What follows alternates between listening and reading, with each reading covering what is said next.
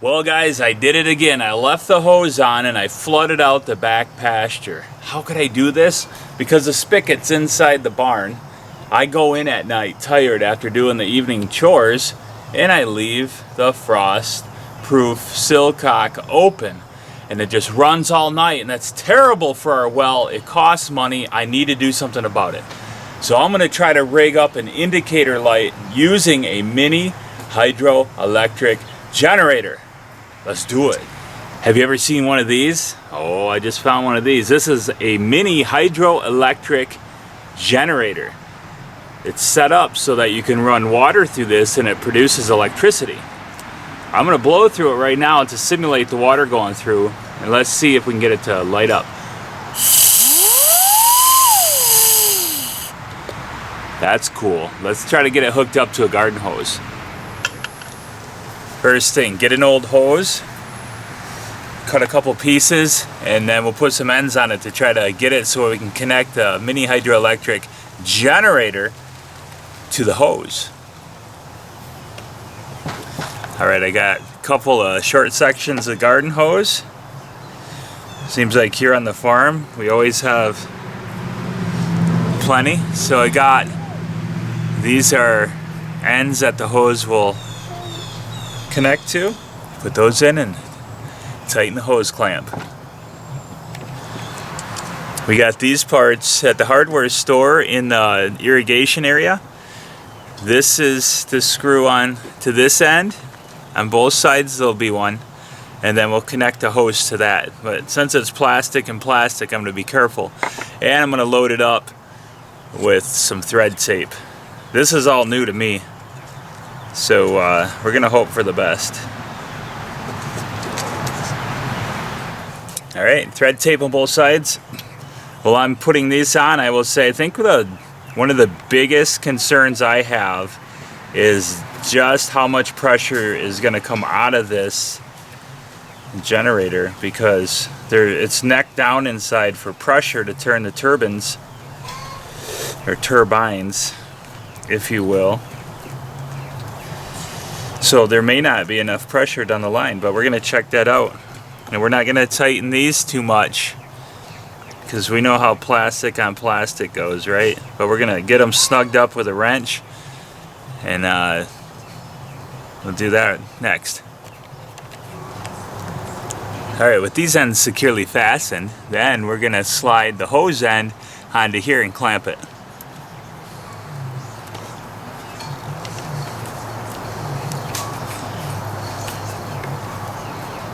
Tighten that up, do the other side, and we'll be in business. And there you have it. One last thing I'm going to do is it comes with this connection, which I'm sure would be useful somewhere, but not to me today. So I'm going to cut that off and try to put some alligator clips on it so that I can try out this idea. We're getting closer. Do that, then I'll meet you by the water spigot.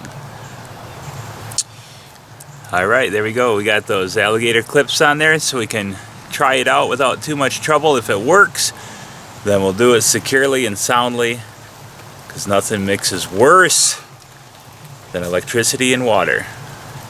Alright, let's get into the laboratory and test it out. This is the water spigot that gets left on. It pushes water really strong, lots of great pressure to get water out back to the pastures, which is why when you leave it on, it runs and really puts a strain on the well pump. So I'm going to take off this hose here.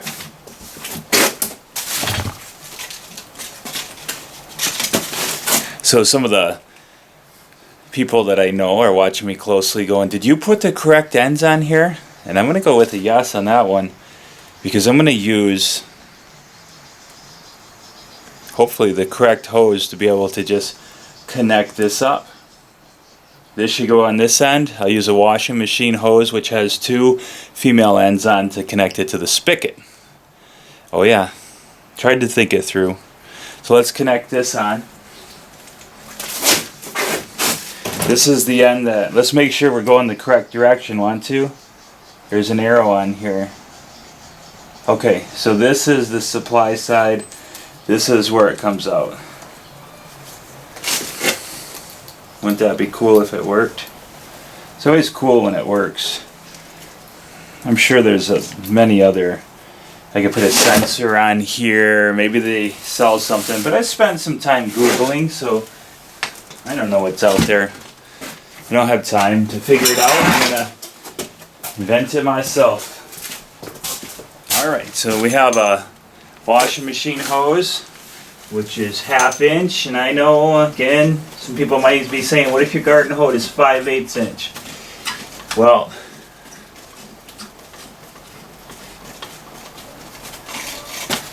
alright, ready? Let's see, I'm going to turn it on.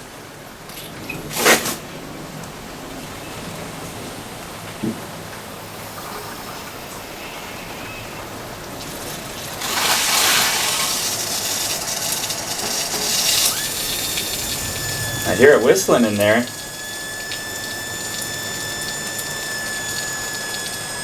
Not producing any electricity yet.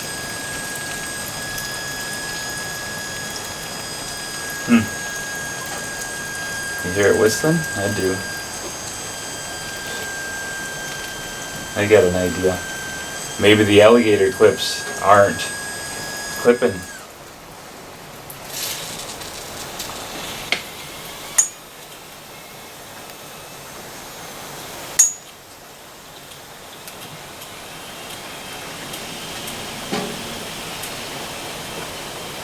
It's exactly what it is. Trial and error, they say. You see it? Okay, I'm going to turn it on now.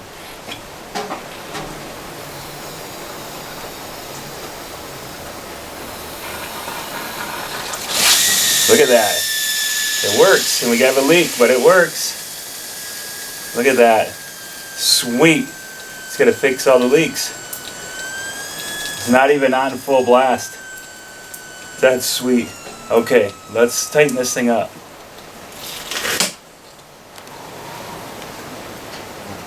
Alright, this device produces 12 volts of electricity. This is a 12 volt electricity deal. I wonder if the magnets will stick on here. Let's stick them on here, huh? There we go. Let's see if I turn this on, if it will spin this light, which would surely let me know that there's trouble.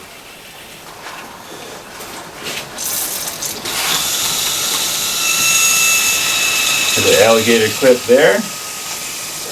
And we put the alligator clip here. It needs to be more powerful to spin that guy. So let's crank this thing. Hear that thing whining? I don't think there's enough juice here. I can see the spark. Not enough juice. Shoot. Try something out. It's a bummer that it didn't spin that yellow light, because that would help me to remember. Now this is, off of our meat wagon. A very bright light. So I'm going to connect just to see. We already know there's not enough amperage or juice or whatever you want to call it coming out of here to light that round light. So let's turn the water on and see what happens now, huh?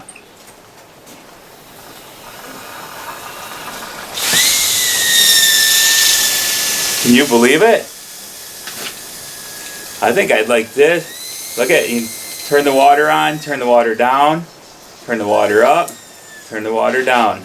Are you telling me that you can create electricity when your garden hose is running? And the answer is, oh, big time. Oh, yeah. Haha. This is going to be my indicator to let me know that I left the hose on. I can see that from the moon. Oh, that's sweet. Okay, let's turn it on way full blast and see what happens. You can hear the turbine whistling in there. Hear it? Now, by simply turning off the water, you have no electricity because the turbine isn't spinning. So this is a way for people to create electricity with water. Sweet. Isn't that cool? Alright, this is going to be our indicator light. Alright, I'm hoping this old power inverter works that I have, otherwise we'll have to try this experiment at another time. So it's very pumped to see that there's enough amperage coming out of there to light that big off-road light. But is there enough to run this inverter where we could actually get regular 110 volt power? We're going to find out. Again, water and electricity normally doesn't mix so well, so I'm going to try to find a safe place for this. We'll hook it up and get right back to you. Okay, let's see if we can move this camera around. Check it out. So I have the inverter stuck in there. You can kind of see it.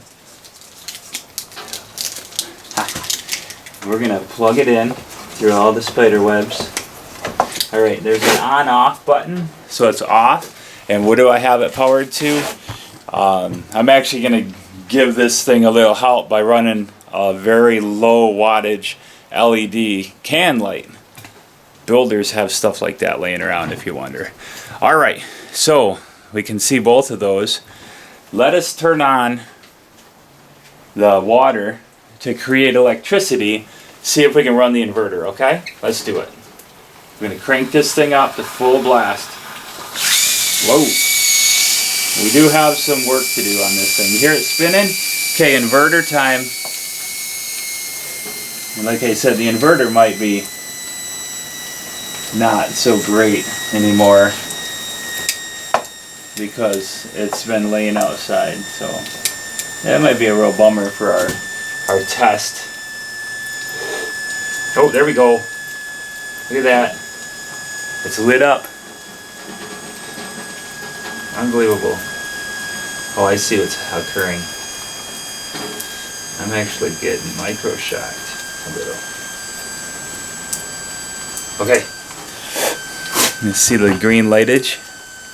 The red light shows an error though, so let's crank it way up. Are you working? No. So that's pretty interesting. Try the other side.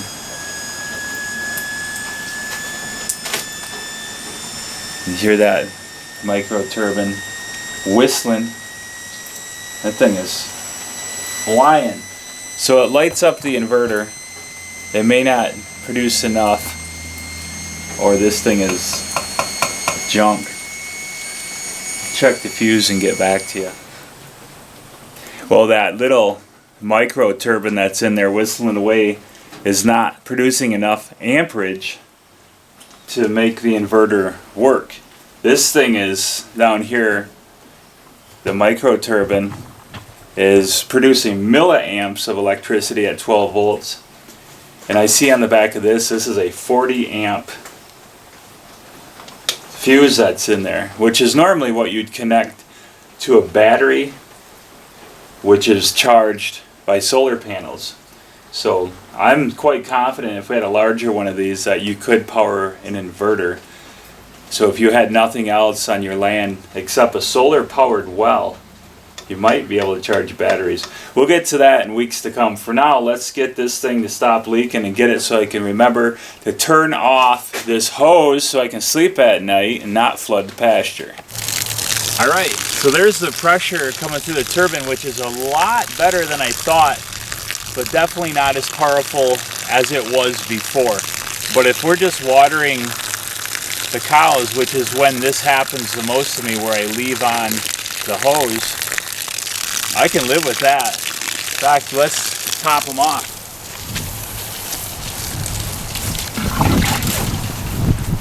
Perfect, huh? Well, hey, we're on to something. Now I have a light that indicates if the water's on to let me know to turn it off so that I don't flood it and you know, put a huge strain on her well. So thanks for watching, and we'll catch you next time. I'm gonna head inside. Dad, you left the water running.